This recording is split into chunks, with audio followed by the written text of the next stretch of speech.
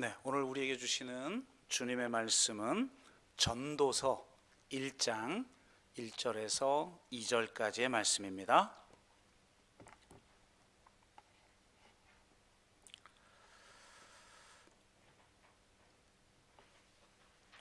네, 전도서 1장 1절에서 2절 말씀을 우리가 한 목소리로 같이 읽겠습니다. 같이 읽습니다. 다윗의 아들 예루살렘 왕 전도자의 말씀이라. 전도자가 이르되 헛되고 헛되며 헛되고 헛되니 모든 것이 헛되도다. 아멘.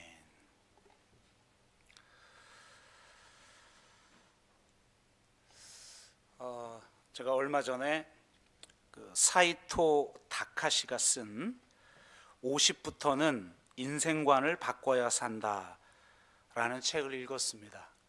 아무래도 이제 50 중반이 되어가다 보니까 느낌이 색달랐는데요. 이 책은 50세 이후 인생 후반전을 어떻게 살아야 할지에 대해 이야기하고 있습니다.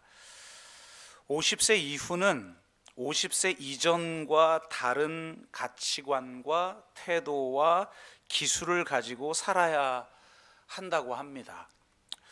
50세 이후는 부정적인 감정에 빠지기 쉽고 20, 30대에 비하면 생산성이 현저하게 떨어지며 지금보다 더 높은 사회적 위치에 오르는 것이 거의 불가능한데, 이것은 뭘 말하냐면 지금이 아마도 인생의 최고점에 해당할 것이다 라는 의미죠.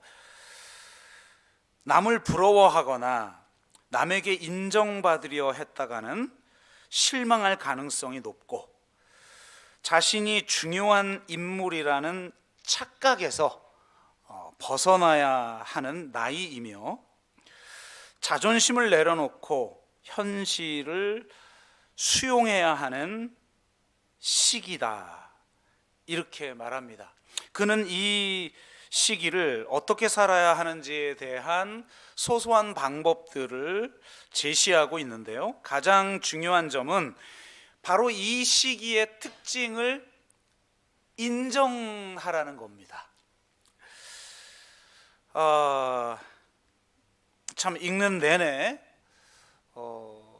참 씁쓸하기도 했고, 한편으로는 또 위로가 되기도 했는데요. 이런 생각도 들더라고요. 그는 이미 몇 권의 베스트셀러를 낸 사람이고 대학 교수죠. 그렇기에 그의 50세 이후의 삶이라는 것도 일반인이 경험할 수 없는 안정된 상황에서 느끼는 것이기 때문에 우리로서는 좀 거리감이 느껴질 수밖에 없다는 겁니다. 그는 겨우 생물학적 나이로 인한 한계를 느끼고 그 책을 쓴 것에 불과한 것이 아닌가라는 생각도 듭니다. 실상 우리가 경험하는 현실은 이보다 더 심각하죠.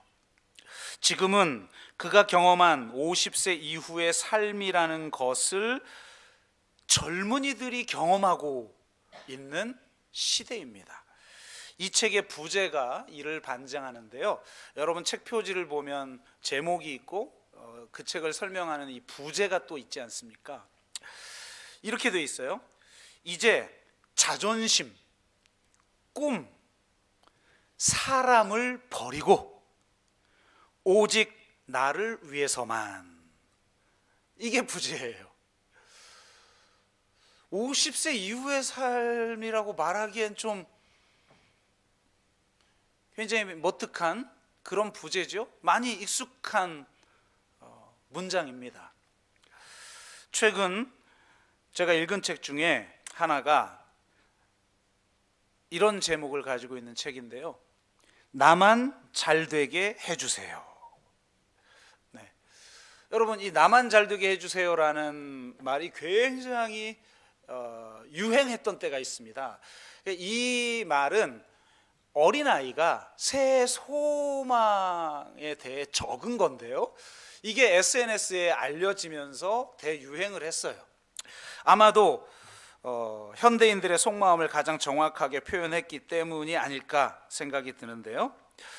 바로 이 나만 잘되게 해주세요 라는 제목을 가진 이 책의 부제가 이렇습니다. 자존과 관종의 감정사회학. 그러니까 감정사회학이라는 게 있습니다. 이 감정사회학이라는 방법론을 가지고 현대 문화를 관종이라는 키워드로 풀어낸 책이에요.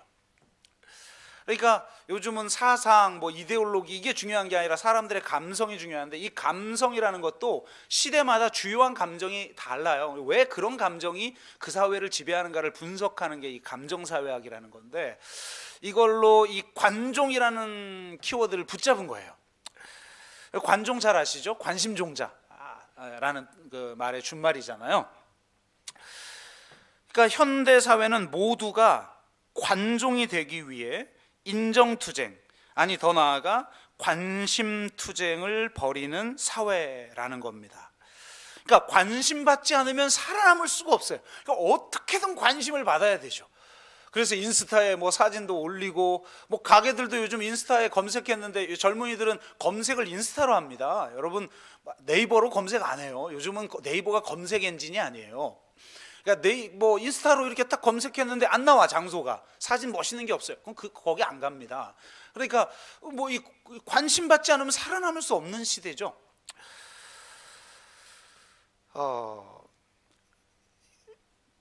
그런 냉혹한 세상에서 생존하기 위해 주목받아야 하며, 주목받기 위해 자신이 주목받을 만한 존재임을 끊임없이 증명해야 하고, 스스로 자기 자신을 전시하는 그런 사회라는 겁니다.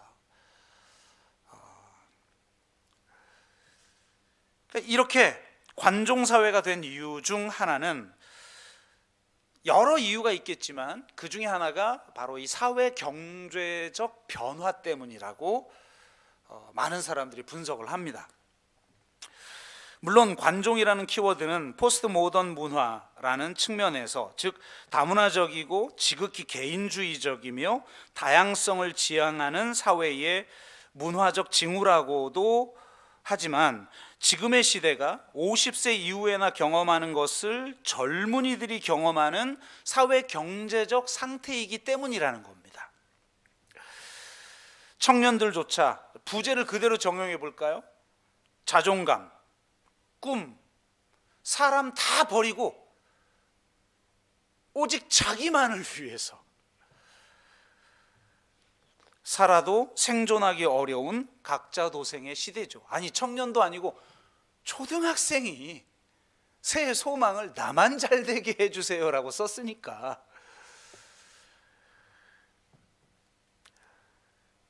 다카시가 50세 이후에 경험하는 물리적 한계를 지금은 전 사회, 전 세대가 함께 경험하고 있는 셈이지요. 특히 우리는 IMF 사태 때 그것을 경험했고, 금융위기 때 경험했으며, 그거보다 더 심각한 이 코로나19 팬데믹 사태 속에서 이 상황을 몸소 겪고 있어요. 지금 현재 교회도 있는 사람도 지금 다 잘라내요.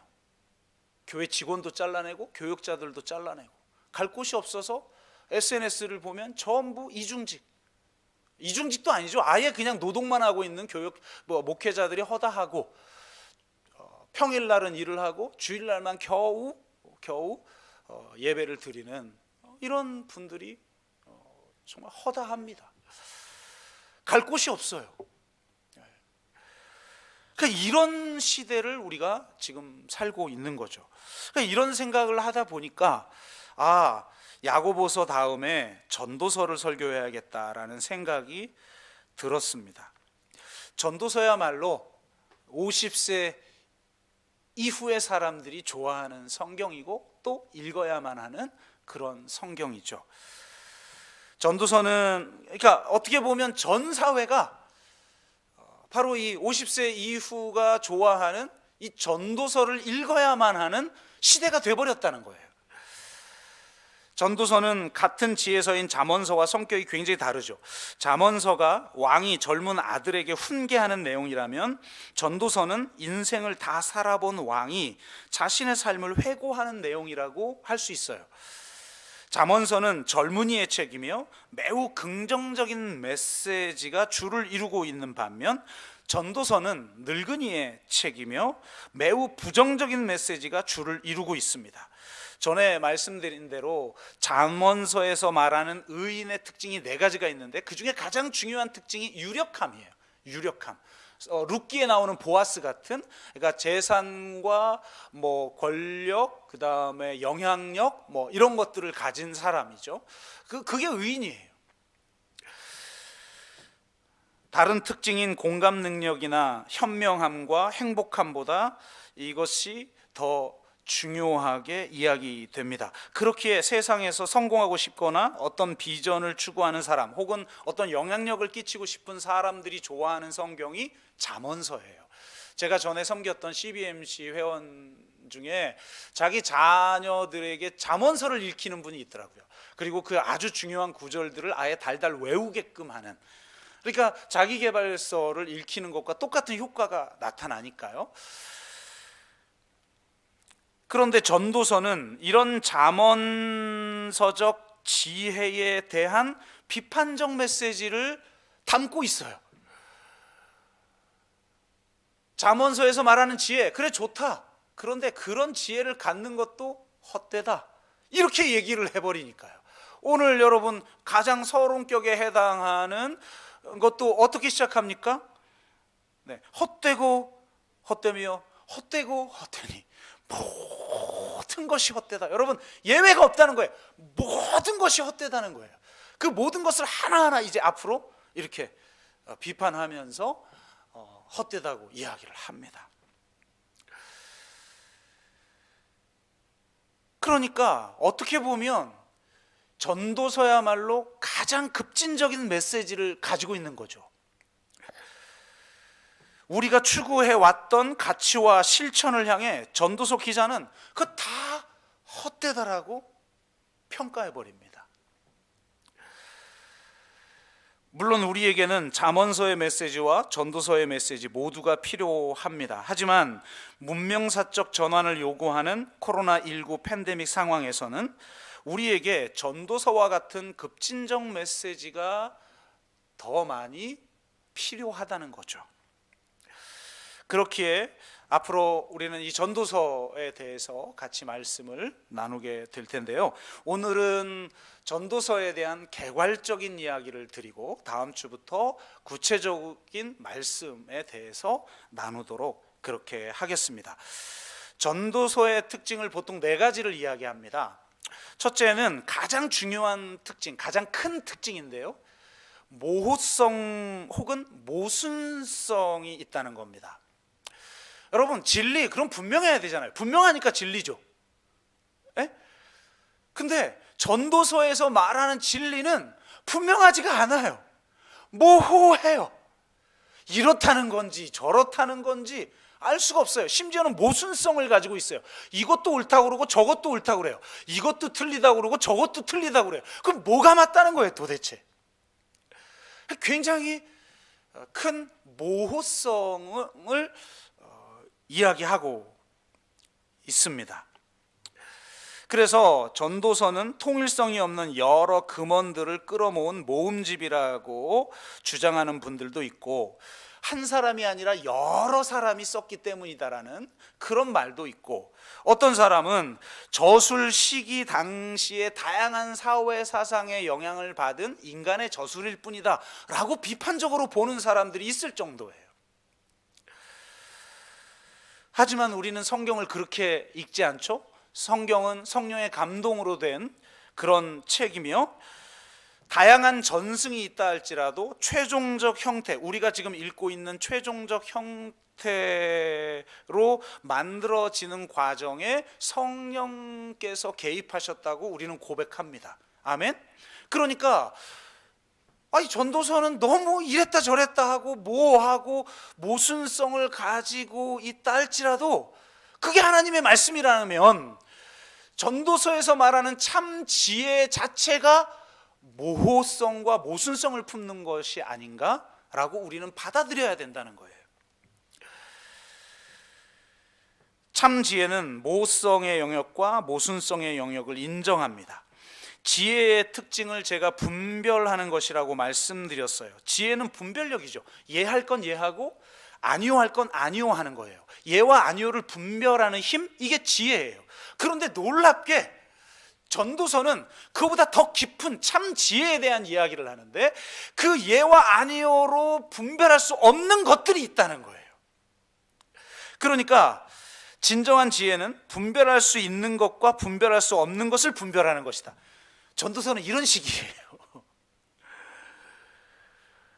분명하게 말할 수 있는 것과 모호한 것 둘 다 인정하는 것이 지혜라고 할 수 있습니다. 세상은 그렇게 말하지 않죠.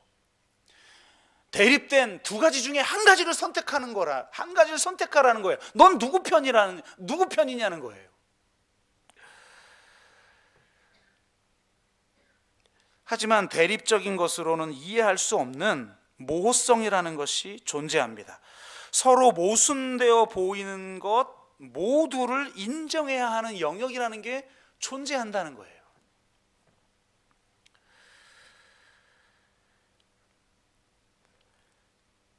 이러한 모호성을 인정하는 것에서 겸손이라는 것이 나오는 것이고 절대주의나 극단주의를 극복할 수 있는 거예요. 전도서야말로 양극단으로 치닫고 있는 현대 사회의 치료제와 같다고 할 수가 있습니다. 전도자는 말하죠. 7장 16절에서 18절. 지나치게 의인이 되지도 말며 지나치게 지혜자도 되지 말라. 어찌하여 스스로 패망하게 하겠느냐. 지나치게 악인이 되지도 말며 지나치게 우매한 자도 되지 말라. 이런 게 잠언서하고 다른 거죠. 잠언서는 악인이 되지 말라, 우매하지 말라 그러는데 전도서는 지나치게 악인이 되진 마, 지나치게 우매하진 마라고 말한다는 거예요. 우매되지 말라. 어찌하여 기한 전에 죽으려고 하느냐. 너는 이것도 잡으며 저것에도 손을 놓지 아니하는 것이 좋으니 하나님을 경외하는 자는 이 모든 일에서 벗어날 것임이니라. 기가 막히죠. 이것도 잡고 저것도 놓지 말라. 이게 전도서에서 말하는 진리의 모성과 모순성이에요. 이것이 전도서의 가장 중요한 특징인데 전도서의 두 번째 특징은 이 첫 번째 특징의 자연스러운 결과가 아닐까 생각이 듭니다. 전도서는요 매우 현실주의적인 대안을 제시해요. 전도서는 우리로 하여금 현실을 직시하게 해요. 현실 그 자체. 이상적인 사상이나 집단 혹은 어떤 원대한 비전이나 마스터 플랜을 가지고 현실을 재단하지 않아요. 현실을 있는 그대로 보아야 한다고 말해요. 현실은 이상적인 사상이나 집단 혹은 어떤 원대한 비전이나 마스터 플랜보다 더 넓고 크고 깊은 거예요. 여러분, 현실을 어떻게 마르크스주의로 재단합니까? 어떻게 현실을 자유민주주의로 재단합니까? 현실을 어떻게 신자유주의로 재단합니까? 일부만 볼 수 있을 뿐이죠. 아마도 전도자는 현실을 있는 그대로 볼 수 있을 때에야만 진정한 대안이 가능하다라고 말하는 것처럼 보입니다. 이를 위해 전도자는 현실에 대한 다양한 견해와 판단들을 가차없이 비판하며 그 모든 것이 헛되다고 말합니다. 그러면서 이상과 현실의 조화라는 관점을 우리에게 제시해 주고 있습니다. 이러한 시각으로 우리는 앞으로 전도서를 읽어 나가게 될 것입니다. 세 번째 특징으로 전도서는 우리에게 인생의 끝을 보라고 말합니다. 한마디로 죽음을 직시하라고 말해요. 현대사회는 철저하게 죽음을 은폐하는 사회죠. 오직 삶을 누리게 만드는 사회예요. 그래야 이 사회가 유지가 되니까. 그래서 우리 과거에는 우리의 일상의 죽음을 쉽게 목격했는데 지금은 중환자실에 가야만 보는 거죠. 그러니까 이런 사회에서 지금 이 전도서는 우리에게 뭐라고 말하냐면, 이 은폐되어 있는 그 죽음, 너희들이 반드시 당할 그 죽음 앞에 직면하라는 거예요. 전도서는 영원한 것으로 오늘을 바라보고 죽음의 시점으로 현실을 직시하라는 메시지입니다. 전도자는 이렇게까지 말하죠. 7장 2절, 초상집에 가는 것이 잔치집에 가는 것보다 나으니 모든 사람의 끝이 이와 같이 됨이라. 산자는 이것을 그 마음에 둘지어다. 4절, 지혜자의 마음은 초상집에 있으되 우매한 자의 마음은 혼인집에 있느니라. 한마디로 죽음을 기억하라는 거죠. 메멘토 모리입니다. 죽음을 잘 준비하라는 거예요.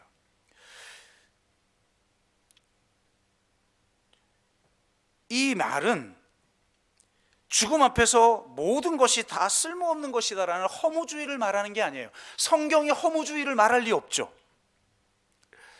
허무주의적인 메시지로 이해하면 노세 젊어서 노세라는 메시지가 되어버립니다. 성경은 그러한 허무주의를 주장하지 않습니다. 죽음을 잘 준비하는 사람이야말로 진짜 현실에 직면하여 현재를 제대로 살 수 있다는 거예요. 진짜 삶을 잘 살려면 반드시 죽음의 문제를 해결해야 된다는 거예요. 죽음의 문제를 해결한 사람만이 삶의 문제를 해결할 수 있는 거예요. 죽음을 잘 받아들이는 사람이 삶을 잘 받아들여요. 죽음을 직시하라고 말하는 전도서에서 가장 중요한 것, 먼 미래에나 있을 것 같은 이 죽음을 직시하라고 말하는 이 전도서에서 정작 중요한 것은 사실 현재예요. 데이비드 깁스는 해 아래에 새 것이 없다라는 문구에서 해 아래를 공간 표시가 아니라 시간 표시로 읽어야 한다고 말합니다. 그러니까 해 아래는 저곳이 아니라 지금을 말하고 있다는 거예요. 죽음의 문제를 거쳐간, 죽음의 문제를 해결한 인간의 실존이 살고 있는 현재, 그 현재를 말하는 거죠. 심지어 한병수 교수는 전도서 자체를 이런 방식으로 풀어요. 전도서 강해를 하려면 당연히 1장 1절부터 2절 서론에 해당하는, 전도서의 서론에 해당하는 이 구절을 먼저 봐야죠. 저도 그렇게 하잖아요. 그런데 제가 이 한병수 교수님 책을 참고를 했는데 제일 첫 챕터가 뭐냐면 12장 마지막 절에 해당하는 12장 13절이에요. 일의 결국을 너희가 다 들었으니 하나님을 경외하고 그의 명령들을 지킬지어다. 이것이 모든 사람의 본분이니라. 그러니까 바로 이 결론을 통해서야 지금 이 전도서가 막 상반된 것처럼 보이는 메시지, 막 그냥 모든 걸 다 헛되다라고 말하고 있는 메시지의 의미가 제대로 보인다는 거예요. 끝을 통해 처음을 읽을 줄 알아야 된다는 겁니다. 바로 이런 메시지가 우리 전통교회에서 가장 중요하게 여기고 좋아하는 메시지 이므로 이 또한 중요한 관점으로 우리가 이 전도서 강해를 하면서 제시하게 될 것 같습니다. 이것은 자연스럽게 전도서의 네 번째 특징과 연결되는데요. 전도서는 모든 것이 헛되다, 다 헛되다, 하여튼 철저하게 비판합니다. 전도서 읽어보시면 그냥 철저하게 비판해요.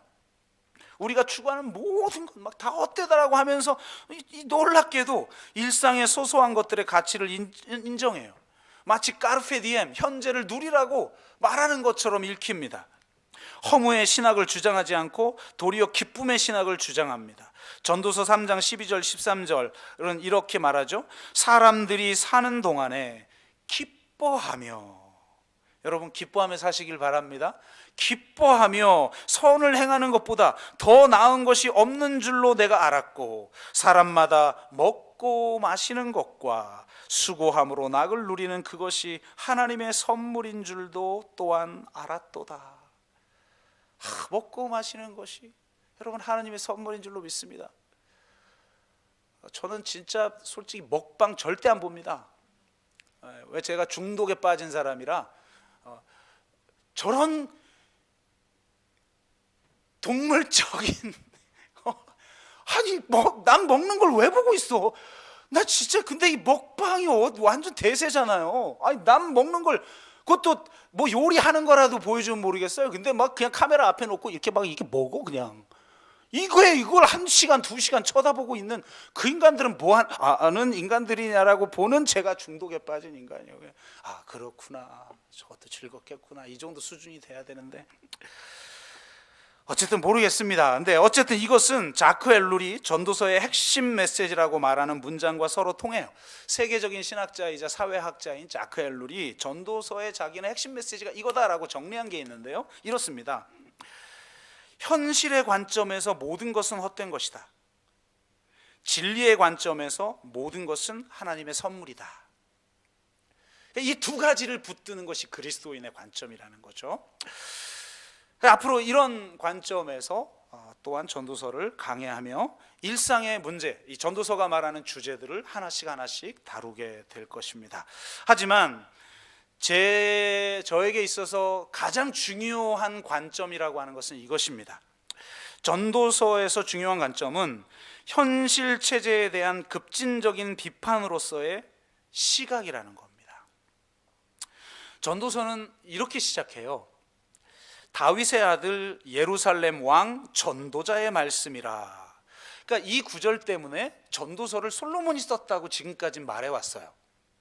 하지만 지금은 대부분의 학자가 아주 그냥 꼴통 보수적인 그런 교수님들 외에 대부분의 이 복음주의 학자들조차도 전도서는 솔로몬이 쓴 게 아니다를 다 인정합니다. 이제 왜냐하면 이 전도서의 내용의 그 시대적 연대 이런 거를 보면 지금은 다 이제 이게 분석이 가능하니까 이 3000년 전에 그 기원전 1000년 정도 되는 그 시대에 솔로몬이 썼을 리가 없는 거죠.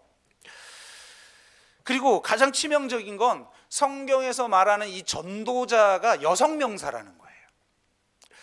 여러분 그 잠언서에서 말하는 지혜도 여성 명사죠. 성경은 지혜를 여성으로 의인화해요.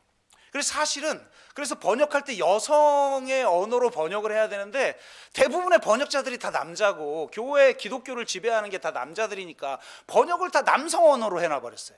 이게 문제죠. 이게 가장 대표적인 게 이런 거예요. 그라고 번역되어 있는 걸 제가 그녀로 바꿔서 읽어볼게요. 우리에게 아주 유명한 구절 하나만, 뭐 수도 없지만 하나만 이야기하자면 잠언서 4장 6절 8절 지혜를 버리지 말라. 그녀가, 지금 성경은 다 그로 돼 있어요. 원래 원어는 여성형이에요. 여성형. 지혜를 버리지 말라. 그녀가 너를 보호하리라. 그녀를 사랑하라. 그녀가 너를 지키리라. 그녀를 높이라. 그리하면 그녀가 너를 높이 들리라. 만일 그녀를 품으면 그녀가 너를 영화롭게 하리라. 이게 맞는 번역인 거예요. 그러니까 아마도 전도서의 기자가 여성일지도 모른다라고 주장하는 학자들도 있을 정도예요. 그런데 전도서를 가만히 이렇게 읽어보면 이 솔로몬이 맞다라고 여길 수밖에 없는 내용들이 너무 많아요. 그럼 도대체 왜 저자가 솔로몬이라는 말은 나오지 않아요? 그런데 왜 저자가 솔로몬이라는 인식을 갖도록 솔로몬임을 암시하는 내용을 썼을까라는 거예요. 그것은 솔로몬이야말로 지혜자를 대표하는 지혜자 중에 지혜자이기 때문에 그래요. 열왕기상 4장을 보면 솔로몬에 대해서 이렇게 말하죠. 하나님이 솔로몬에게 지혜와 총명을 심히 많이 주시고 또 넓은 마음을 주시되 바닷가에 모래같이 하시니 솔로몬의 지혜가 동쪽 모든 사람의 지혜와, 그 당시에 지혜자들은 다 동방에 있다고 여겼던 시대니까요, 동쪽 모든 사람의 지혜와 당대 최고의 제국인 애굽의 모든 지혜보다 뛰어난지라. 더군다나 그가 잠언 3000가지를 말하였고 그의 노래는 1005편이며 사람들이 솔로몬의 지혜를 들으러 왔으니 이는 그의 지혜의 소문을 들은 천하 모든 왕들이 보낸 자들이라고 말해요. 그러니까 솔로몬에 대한 소문을 듣고 천하에 있는 왕들이 자기의 모사들, 이 지혜자들을 솔로몬에게 가서 배우라고 보낸 거예요. 이 정도라는 거예요, 솔로몬이. 그러니까 지혜자 중에 지혜자죠. 더군다나 가장 찬란했던 문명을 만들어낸 왕이 솔로몬이에요. 다윗이 기초를 쌓았고 그는 그 위에 집을 세웠죠. 성전을 건축했으며 영토를 확장했고 부국 강병을 이루었으며 이스라엘이라는 이름을 천하에 알린 사람이 솔로몬이에요. 그러니까 한마디로 솔로몬은 모든 사람들이 되고 싶은 존재의 대명사인 거예요. 그러니까 솔로몬은 모든 사람이 살고 싶은 나라를 대표하는 존재, 그런 존재의 대명사인 거죠. 하여 전도자는 자신을 솔로몬을 연상하는 자로 소개를 합니다. 그렇지만 놀랍게도 솔로몬의 영광을 헛된 것으로 만들기 위해 사용하고 있다는 거예요. 자신을 솔로몬인 것처럼 말해놓고 그는 바로 이렇게 말하죠. 전도자가 이르되 헛되고 헛되며 헛되고 헛되니 모든 것이 헛되도다. 여러분, 누려보지 못한 사람이 헛되고 헛되다 그러면 너희 못 누려봐서 그래, 이렇게 비판해버리면 끝이죠. 근데 다 누려본 사람이 말을 하면 다르죠. 제가 큰수 그 모임을 했었을 당시에 김인종 목사님이 맨날 거기 모임 목사님들한테 하는 말이 있어요. 저 빼고는 거의 뭐 1000명, 2000명 뭐 이렇게 그 되는 교회를 섬기는 목사님들이셨는데, 목사님 막 맨날 울어요. 지난주에 뭐 장로들하고 싸웠는데 내가 사표를 내려다 말았다는 등, 그러면서 자네들은 절대로 큰 교회 하면 안 된다고. 그래서 막 울어요. 그러면 그 1000명, 2000명, 3000명 교회 목사님들이 맨날 그래요. 형님은 해놓고 왜 우리 보고 그러냐고, 우리도 해보고 해볼란다고 일단은, 이렇게 얘기를 하고 농담으로 넘어가 버려요. 근데 저는 그 말이 다르게 느껴지더라고요. 해본 사람의 말 아니에요. 안 해본 사람이 헛되고 헛되다, 작은 교회를 하는 사람이 큰 교회 하는 건 헛돼, 이러면 사람들이 콧방귀도 안 껴요. 제가 그런 말 하면 콧방귀도 안 껴요.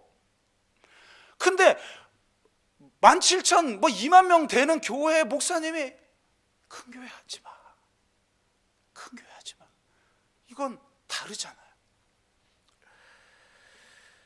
실상 가장 찬란한 이름인 솔로몬이야말로 말년에 우상 숭배자로 전락한 자가 아닙니까?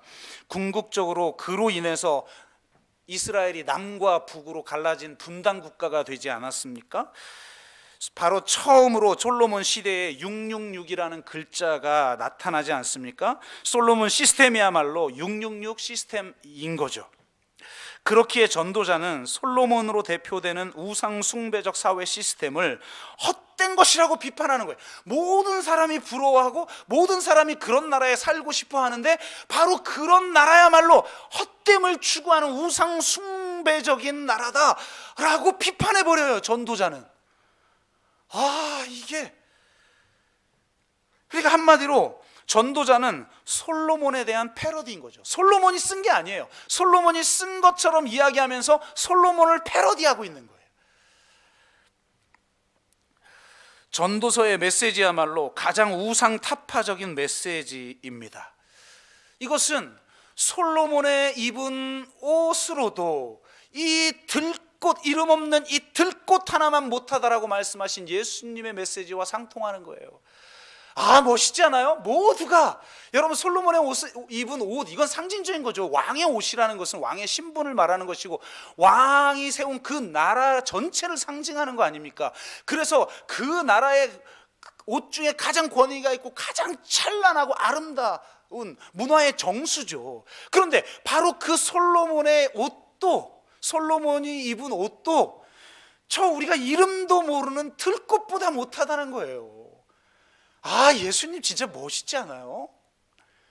이 세상 사람들은 세상에 성공한 사람 다 부러워해요. 말은 성경 읽고 뭐 경건하고 뭐 그렇다지만, 세상 나가서 일주일 동안 사는 동안은 세상에 성공한 사람들 부러워하고, 부자들 부러워하고, 권력자들 부러워하고, 이건희 부러워하고, 솔로몬 부러워하고, 다 그러지 않습니까? 그런데 솔로몬의 옷은, 이 옷도 이 이름 없는 들꽃보다 못해 라고 말할 수 있는, 이게 그리스도인 아니겠어요? 할렐루야. 이것도 있어야 이래야 멋있어 보이는데, 없는 사람이 이런 멋있어 보이질 않으니 아이고 참. 근데 진짜 멋있잖아요. 이게 전도서의 메시지라는 거예요. 지난주에 우리는 종교 중독에 대한 말씀을 나눴죠.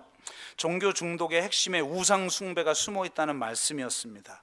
근데 시간상 다 나누지 못한 말씀이 있어요. 현 시대의 문제는, 그러니까 아니, 중독의 문제는 중독에 걸린 어떤 개개인의 문제를 넘어선다는 거예요. 현 사회가 수많은 사람들을 중독자로 만드는 중독사회라는 거예요. 현 사회 자체가 중독사회라는 거예요. 현 시대의 문제는 현 사회가 중독을 부추기는 사회, 아니 좀 더 정확하게 말하자면 시스템 자체가 중독 시스템이라는 거예요. 이건 멋진 통찰입니다. 중독 치료 전문가인 앤 윌슨 셰프가 쓰고 강수돌 교수가 번역한 중독사회라는 책을 보면 저자는 자신의 치료 경험을 토대로 현대사회를 분석하면서 현대사회를 중독 시스템이라고 말해요. 특히 남성 중심적인 가부장제적인 일 중독 사회라고 말하면서 그 시스템이 이 중독 시스템하고 똑같다는 거예요. 그걸 하나하나 자신의 치료 경험을 예로 들면서 하나하나 분석하는데 기가 막힙니다.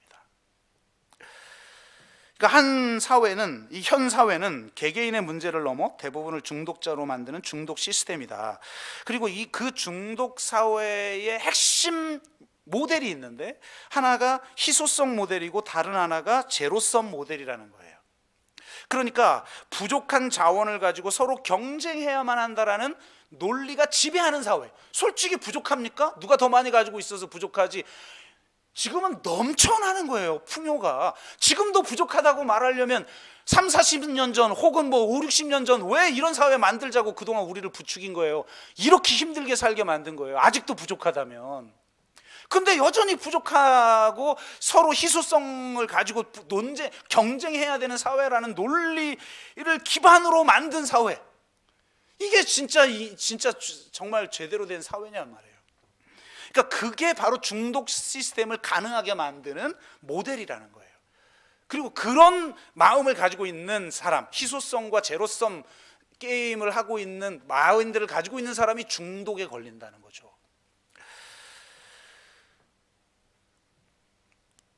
이로 인해 모두가 중독에 걸린 사회가 되어 지난주 설교에 말한 것처럼 나르시스트가 되거나 동반 의존자가 되도록 만든다는 거예요.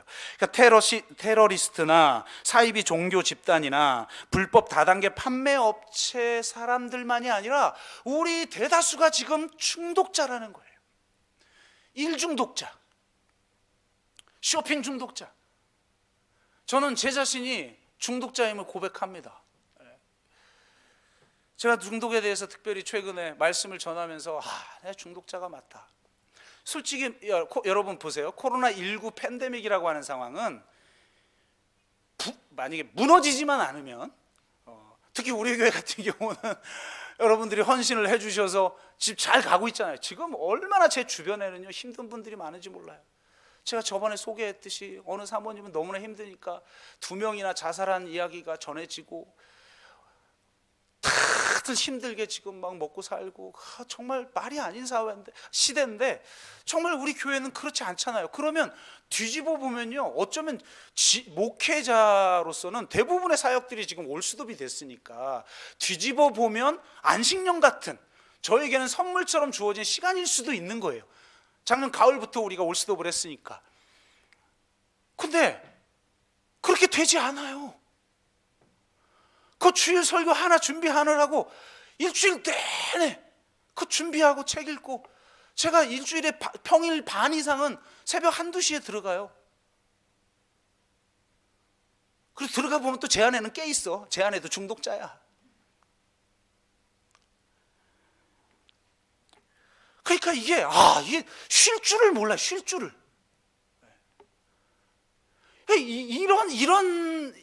이런 시스템에 이런 사회에 이래야만 유지돼 왔으니까 이렇게 살지 않으면 망하니까.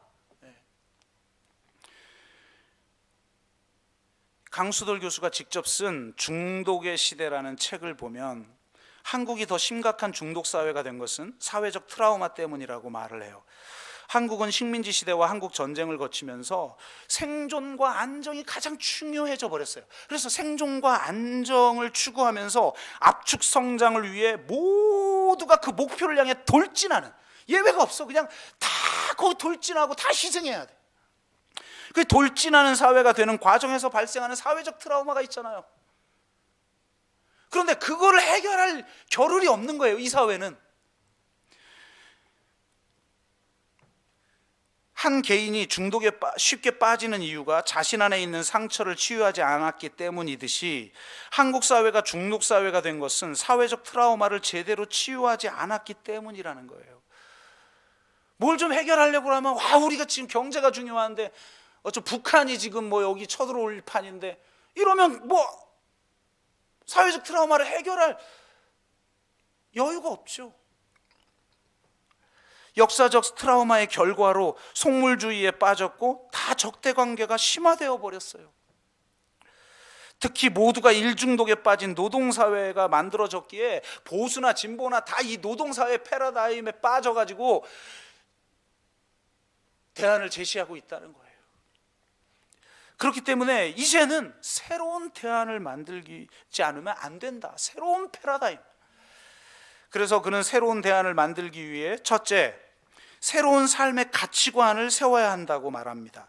새로운 가치관은 첫째, 소유 양식의 삶이 아니라 존재 양식의 삶을 지향한다. 둘째, 결과 지향적인 삶이 아니라 과정 지향적 삶이 필요하다. 셋째, 외면 지향적 삶보다 내면 지향적 삶을 사는 것이 바람직하다. 무슨 꼭 목사가 얘기하는 것 같지 않아요? 기독교인인가? 이런 생각이 들었어요, 읽으면서. 새로운 대안을 위해 두 번째로 새로운 삶의 시스템을 만들어야 해요. 올해 우리가 생태에 대한 주제를 가지고 있는데 정말 중요한 문제제기인 거죠. 현 시스템은 중독 시스템이라는 거예요. 현 시스템은 중독 시스템이며 대량 생산, 대량 소비, 대량 폐기의 삼각축을 특징으로 하고 있다는 거예요. 이를 적정 생산, 적정 소비, 적정 순환이라는 새로운 삼각축을 가진 시스템으로 바꾸지 않으면 안 된다는 거예요.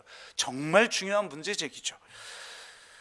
세 번째로 주체의 문제가 중요한데, 누가 그러면 이런 새로운 시스템을 만들어갈 것인가 라고 하는 것인데, 그는 이 주체의 문제에 있어서 가장 중요한 게 연대라고 말합니다. 이 세상은 서로를 적대하고 있어요.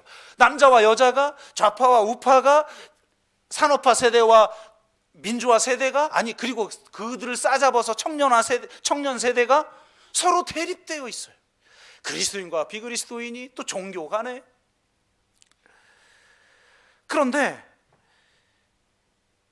일중독에 빠진 노동사회가 아닌 건강하고 인간다운 품위사회를 만들기 위해서는 이해관계에 근거한 연대가 아닌 인간의 필요에 기초한 공감의 연대를 만들어야 한다. 서로 공감할 수 있진 않겠느냐. 이성적으로는 서로 대립되어서도 그 이성을 넘어서서 그 대립된 것을 하나로 만드는 전도서의 지혜를 가지면 공감할 수 있지 않냐, 서로. 그 인간의 필요라는 측면에서. 그래서 그 공감의 연대를 만들어야 새로운 사회는 만들 수 있다. 네 번째, 마지막으로 그는 나로부터 실천하는 자세를 가져야 한다고 말합니다. 전도서도 이와 비슷한 이야기를 하죠. 존재가 아닌 소유, 과정이 아닌 결과, 내면이 아닌 외면을 중요하게 여기는 대량 생산, 대량 소비, 대량 폐기 시스템이 중독 시스템인 동시에 바로 솔로몬 체제라는 거예요. 여러분, 솔로몬의 글을 읽어보세요. 열왕기에 솔로몬이 자기 자랑을 막 해요. 내가 이런 걸 가졌고 이런 걸 가졌고 이런 걸 가졌어. 전도서도 똑같이 말하죠. 내가 지혜자들 중에 다른 왕들이 가졌던 재물 이거 안 가져본 거 없어. 다 가져봤어. 열거하는 게 정말 현대 대재벌도 이 정도 부자는 아니었을 것 같아요. 바로 그 솔로몬 체제, 이러한 체제에 대한 대안으로 전도자는 오직 하나님 한 분만을 경외하는 사회를 만들어야 된다고 말해요. 너무 뻔한 메시지인 것 같은데 이게 본질이에요. 여러분, 본질은 단순한 거예요. 핵심은 단순한 거예요. 정말 우리에게 묻고 있는 거예요. 전도자는 너희들이 사실 신앙인이라고 하면서 실상은 종교 중독에 다 빠져 있지 않냐. 그 중독에 빠져 있다 보니까 세상 사람들이 더 잘 나가고 나는 고난 중에 있고 나는 가난하고 나는 어려움이 있고 나는 세상에서 영향력을 끼치지 못하고 이름도 날리지 못하고 관심도 받지 못하면 다 금방 우울해지고 금방 불안해하고 그러지 않느냐. 그렇게 말하고 있는 거예요. 사실 너희들은 종교 중독자들 아니냐. 진짜 신앙인이 되라고 전도자는 말하고 있는 거예요. 오직 하나님 한 분만. 내가 사물의 모든 진리에 대해서 내가 너 지혜롭게 너희들에게 다 말해줬지. 그러니까 이제 하나님만을 경외해. 진짜 하나님만을 경외하는 사람이 되는 것도 중요하지만 그렇게 하나님만을 경외하는 사회가 더 중요한 거예요. 여러분 일주일에 한 번 여기 와가지고 설교 들었어요. 나머지는 세상에서 살아야 되는데 솔직히 말씀대로 삽니까? 말씀대로 살 수 없는 사회인데요. 내가 일중독에 빠지지 않는 한 살아남을 수 없는 세상인데요. 그러니까 이 사회 자체가, 우리 공동체 자체가 정말 하나님 한 분만을 경외하는 공동체이고 하나님 한 분만을 경외하는 그런 사회냐. 전도자는 지금 이걸 묻고 있는 거예요. 한병수 교수는 전도서에 대한 매우 독특한 관점을 제시합니다. 전도서가 창세기 15장 1절에 대한 가장 탁월한 주석이라는 거예요. 굉장히 놀랍다라는 생각을 하면서 읽었는데요. 창세기 15장 1절이 뭡니까? 아브라함아 두려워하지 말라. 여러분, 코로나19 팬데믹 상황에서 얼마나 두려워요. 얼마나 불안해요. 얼마나 무기력해요. 지금 수많은 사람들이 무기력에 빠져 있고 우울증에 빠져 있어요. 제 패친 중에 한 분이 미국에 있다가 오랜만에 한국에 와서 자기 동기들을 만나, 대부분이 목회자들이겠죠. 자신들이 만난 동기들의 70% 80%가 다 우울증과 무기력에 빠져 있다는 거예요. 답이 없으니까. 답이. 야, 현실이 그렇구나. 그렇게 무기력하고 그렇게 불안하고 그렇게 두렵고 그렇게 우울한 자들을 향해서 하나님이 우리에게 이렇게 말하고 있어요. 아브라함아 두려워하지 말라. 나는 내 방패요 너의 지극히 큰 상급이라. 하나님을 경외한다는 것은 하나님 이외의 다른 어떤 것도 두려움의 대상이 될 수 없다는 것을 의미해요. 하나님만을 두려워하는 거예요. 하나님이 아닌 어떤 것, 코로나19 바이러스 조심해야죠. 그러나 두려워하지 마세요. 코로나19 팬데믹 상황 너무 힘들죠. 그러나 불안해하지 마세요. 하나님이 아닌 어떤 것을 두려워하는 것이 바로 그 두려움 때문에 중독 시스템이 가능한 거예요.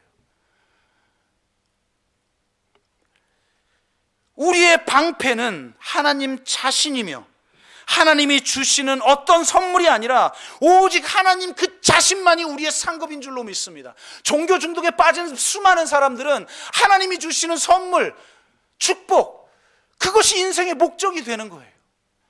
말은 하나님께 영광 돌린다고 말하죠.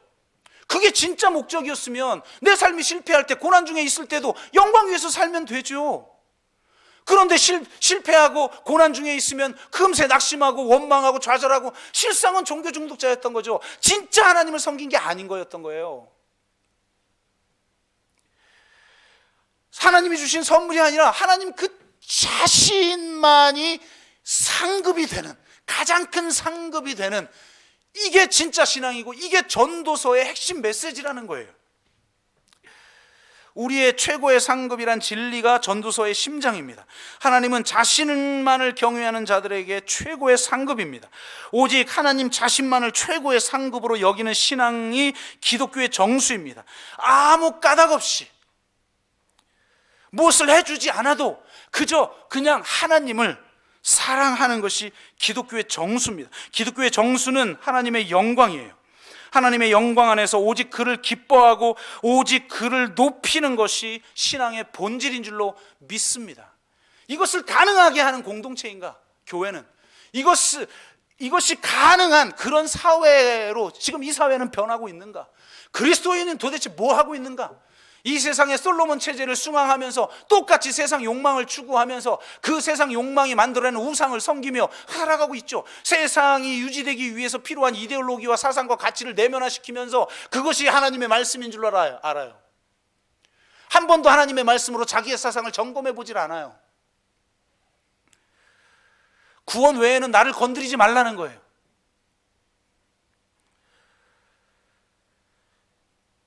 이것이 종교 중독자들의 신앙입니다. 최고의 상급보다 열등한 것을 궁극적인 인생의 목적으로 설정하는 우상 숭배자들에게 전도자는 그 모든 것이 다 헛되다라고 말합니다. 우상 숭배의 정점에 있는 솔로몬의 입을 빌어 모든 것이 다 헛되다고 말합니다. 오직 하나님 한 분만으로 족한 삶을 살 때만 인생의 헛되다라고 말할 수 있는 그 모든 것이 하나님의 선물임을 깨닫게 된다는 거예요. 결론을 맺습니다. 결론을 대신하여 하나의 이야기를 소개하며 마치도록 합니다. 성공한 어느 사업가였던 분이 어느 날 이 전도서의 도전을 받았어요. 영원한 것을 위해서 산다는 건 도대체 뭘까? 그래서 그는 묵상하며 기도하기 시작했는데요, 영원한 것이 그럼 뭘까? 그러다가 그가 세 가지를 발견했다는 거예요. 하나는 하나님, 다른 하나는 말씀. 천지가 사라져도 말씀은 영원하리라. 그런데 세 번째가 독특해요. 세 번째가 인간이에요. 아니, 인간도 다 죽고 사라질 거라고 말하면서 무슨 말이지? 전도서는 그렇게 말하는데 문제는 어떤 인간이냐는 거예요. 요한일서 2장 17절, 그가 발견한 구절이에요. 이 세상도 그 정욕도 지나가되 오직 하나님의 뜻을 행하는 자는 영원히 거하느니라. 아멘. 누가 영원한가? 영원한 하나님을 위해 영원한 말씀을 가지고 하나님의 뜻을 행하는 자가 영원하다는 거예요. 그는 영원한 삶의 바찰치를 남기려면 영원하신 하나님을 위해 영원한 말씀을 가지고 하나님의 뜻을 행해야 하며, 동시에 모든 사람이 하나님의 뜻을 행하는 영원한 인간이 되도록 섬겨야 한다라는 것을 깨닫게 돼요. 그러면서 그에게는 그것이 사업가가 아니라 목회자라는 것을 깨닫게 되고 마음에 감동을 얻어 사업을 내려놓고 목회의 길을 갑니다. 여러분, 목회의 길을 가야 하나님의 뜻을 행한다는 말이 아니에요. 그에게는 그것이 부름이었다는 거예요. 여러분 각자에게도 부르심이 있어요. 그래서 그 부르심의 삶의 현장 속에서 영원한 하나님을 위해 영원한 말씀을 가지고 하나님의 뜻을 지금 여기서 행하는 자만이 영원한 줄로 믿습니다. 그런 삶을 살아가세요. 기도합시다.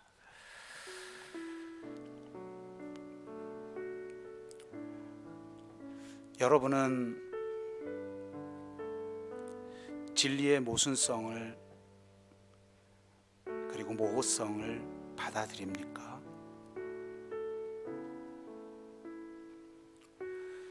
여러분은 정말 끝을 볼 줄 아는 사람입니까? 그 끝에서 지금 여기를 볼 줄 아는 사람입니까? 세상이 다 넓은 길로 가며 솔로몬 체제를 숭앙할 때 여러분은 좁은 길로 가며 오직 하나님 한 분만을 경외하는 삶을 사는 사람입니까? 전도서의 도전 앞에서 우리의 삶을 돌아보며 주님, 정말 하나님 한 분만으로 족한 자가 되게 하여 주옵소서. 이빨엔 고백이 아니라 정말 그렇게 살아가게 하여 주옵소서. 그렇게 우리가 한번 같이 기도하겠습니다. 사랑의 하나님, 모든 것을 누려본 솔로몬이 모든 것이 헛되다고 말합니다.